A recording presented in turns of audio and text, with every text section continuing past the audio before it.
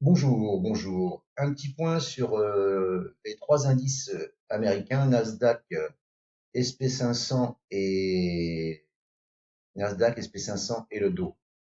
Ce week-end, donc, je vous disais qu'il fallait passer, on a passé donc cette résistance, les 19 234, et je pense, donc le TP 1 a été touché, hein, les 0,260, les moins 0,272 de Fibonacci ont été touchés à 19 966, et je pense qu'on va aller titiller la 200 et cette résistance à 20 270 sur le Nasdaq.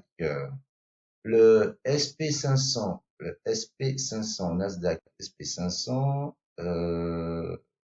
SP500, je vais le trouver. SP500, il est là. Le SP500, pareil, je vous disais qu'il fallait passer cette résistance à 54, 56, 55, 21. Ça y est, on l'a passé. On a comblé le gap qu'il y avait ici. On a créé un autre gap ici. Et je pense que là, on va monter à la SMA 200 à 5745 et 5782 cette résistance. Je pense qu'on va aller titiller ici. Et soit on va casser et continuer, soit on va être rejeté, revenir et travailler ici avant de repartir à la hausse, selon moi.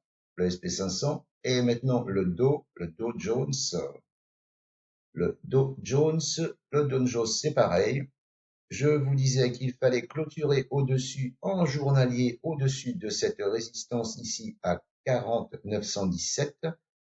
Ça a été fait hier, on a clôturé au-dessus, donc là c'est pareil. Je vise les 42 277,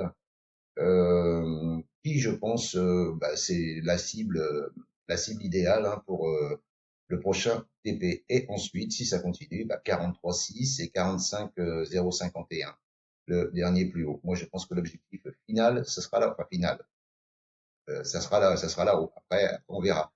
Mais déjà, bon, ces objectifs-là, hein, 42 277, 43 600. Tant qu'on reste au-dessus de de ce support maintenant qui était résistance ici, hein, résistance, résistance, résistance. Et là, ça a cassé. Voilà, un petit point le vendredi pour ce soir, pour la fin de la semaine. Enfin, ça va pas aller ce soir là-haut, hein, ça m'étonnerait. Mais c'est pour un suivi par rapport à l'analyse du week-end que je vous avais fait.